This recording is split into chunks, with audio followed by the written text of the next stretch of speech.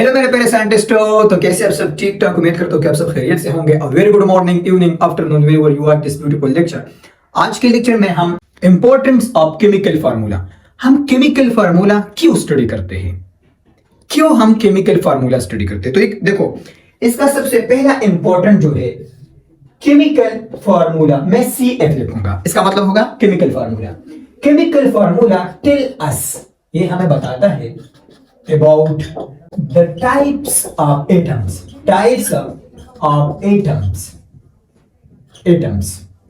in a compound या in a substance। एक compound है, कौन से एटमों से बना है। मैं नंबर ऑफ एटम्स की बात नहीं करता, मैं टाइप्स ऑफ एटम की बात कर रहा हूं। अब देखो, वाटर है, सही है, ये सब आपके पास तालाब है, ये क्या है? वाटर है, ये तालाब है, रिवर वाटर है।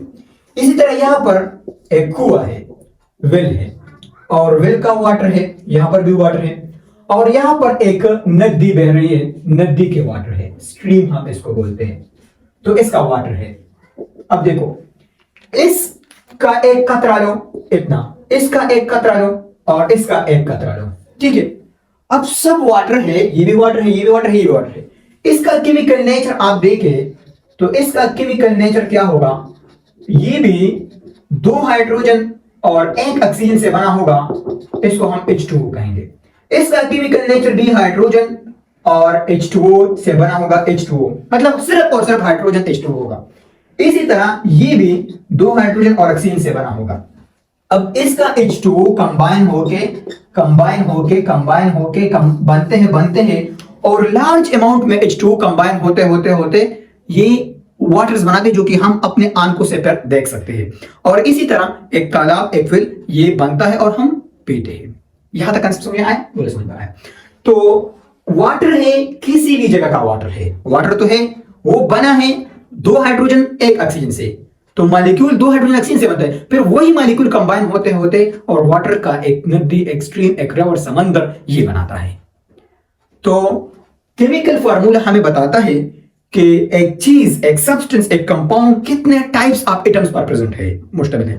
अब आप कहोगे कि सर वाटर में तो और भी चीजें होती है, जिस तरह के इसमें रेत भी प्रेजेंट होता है, इसमें कीचड़ भी प्रेजेंट है, इसमें मेटल सब भी प्रेजेंट होता है, वो तो इम्प्योरिटीज है, वो तो वाटर में इस तरह अवेलेबल है। लेकिन असल में वाटर का जो फार्मूला है वो H2O है। यहां तक कंसेप्ट समझ में आया? बोले समझ में आया? अब दूसरा क्या है? दूसरा, अब इस वाटर के मॉलिक्यूल को देखो, H2O है ना। अब केमिकल फार्मूला आपको ये भी बताता है कि इसमें कितना हाइड्रोजन है? 2 है। कितना ऑक्सीजन है? 1 है। तो ऑक्सीजन और हाइड्रोजन का रेशो इसमें 2 है, 2:1 है। तो chemical formula tell us about the ratio of atoms present in a compound. जो डिफरेंट टाइप ऑफ एटम्स है वो कितने रेशो में प्रेजेंट है वो भी बताता है। तो सिगर अपने पास देखो, केमिकल फार्मूला टेल अस, ये हमें बताता है the ratio of different types, T का मतलब है different types of atoms in a compound. एक कंपाउंड में जो रेशो है इसके हवाले से बात करता है। अब देखो, हमारे पास C6H12O6 है, ये ग्लूकोज का फार्मूला है। क्या है? ग्लूकोज का फार्मूला है। अब ग्लूकोज का फार्मूला, वो ग्लूकोज जो हम बच्चों को देते हैं मीठे वाला, वही होता है, सही। अब इसका रेशो देखो, 6 कार्बन है, 12 हाइड्रोजन है और 6 पर ऑक्सीजन है। तो कार्बन का रेशो, हाइड्रोजन का रेशो, ऑक्सीजन का रेशो 6, 12 और 6 कंबाइन हो जाए तो एक ग्लूकोज मॉलिक्यूल बनाता है। फिर एक ग्लूकोज मॉलिक्यूल एक दूसरे के साथ मिलकर एक बहुत ज्यादा ग्लूकोज बनाते हैं और फिर हमें पैकेट्स में मिलते हैं, हम उगाते हैं। इसी तरह अगर 2 ग्लूकोज मॉलिक्यूल कंबाइन हो जाए तो ये C12H22O11 बनाता है और इसको हम शुगर कहते हैं। क्या कहते हैं? शुगर। ये हमारे पास शुगर है। अब इसमें आप देखें तो कार्बन कितना है? 12:22:11। तो केमिकल फार्मूला आपको बताता है कि अगर 12 कार्बन 22 हाइड्रोजन के साथ मिल जाए और इसके साथ 11 ऑक्सीजन आ जाए तब शुगर का मॉलिक्यूल बनेगा, तब शुगर का मिठास अलग होगा ग्लूकोज से। अब अगर इसी मिकदार में देखो, आप इसको डिफरेंट करें, चलो मैं करता हूं। आपके पास C3H और आपके पास C3H9 और ऑक्सीजन 1 आता है, तो फिर ये किसी और चीज का फार्मूला बनता है। अगर आपके पास C2H5OH आता है, सही है, अब ये इथेनॉल का फार्मूला है जो कि आप इसको नहीं खा सकते क्योंकि ये जहरीला है, सही। इसी तरह आपके पास CH3OH, इसमें भी वही कार्बन है, वही हाइड्रोजन है, वही ऑक्सीजन है जो कि ग्लूकोज में था, लेकिन यहां पर आप देखो इसका रेशो डिफरेंट हो गया, तो इससे एक और चीज बन गया।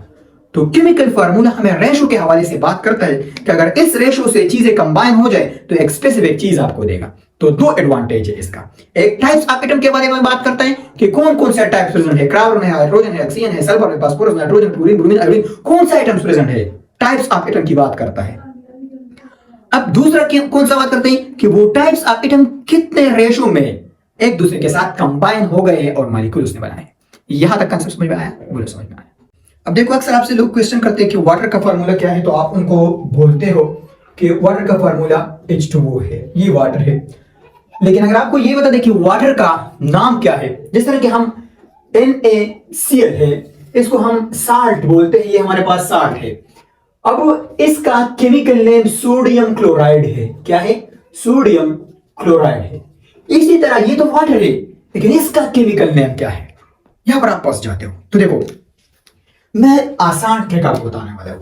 हमारे पास H2O है, तो H2O, तो देखो दो हाइड्रोजन है ना, तो इसका फर्स्ट नेम जो बनता है डायाहाइड्रोजन ऑक्साइड।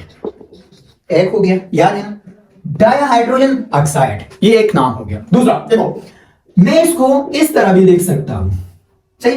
अब केमिस्ट्री में इसको हम हाइड्रोजन बोलते हैं, और जब OH कंबाइन आ जाए तो हम इसको हाइड्रॉक्स बोलते हैं या हाइड्रोक्साइड बोलते हैं। तो इसका सेकंड नेम हो गया हाइड्रोजन हाइड्रो ऑक्साइड। अब देखो तीसरा नाम H2O का है ऑक्सीडेन। क्या? ऑक्सीडेन है। चौथा नाम H2O का है हाइड्रोक्सोइक एसिड, HYDROXOIC, हाइड्रोक्सोइक एसिड। ये चार नाम आपने याद रखना है। आप किसी भी शख्स से पूछ सकते हो कि चलो वाटर का नाम बताओ, तो hydrogen dihydrogen oxide, hydrogen hydroxide, oxidane, hydroxoic acid. यहां तक कंसेप्ट समझ में आया? बोले समझ में आया। इंशाल्लाह नेक्स्ट लेक्चर में हम टाइप्स ऑफ केमिकल फार्मूले के हवाले से पढ़ेंगे कि केमिकल फार्मूले के कितने टाइप्स है, उसके हवाले से बात करेंगे। हमारे पास मॉलिक्यूलर फार्मूला है, एम्पिरिकल फार्मूला, वही कंसेप्ट डिटेल से करेंगे। तो पढ़ाई करते रहे। All the very best.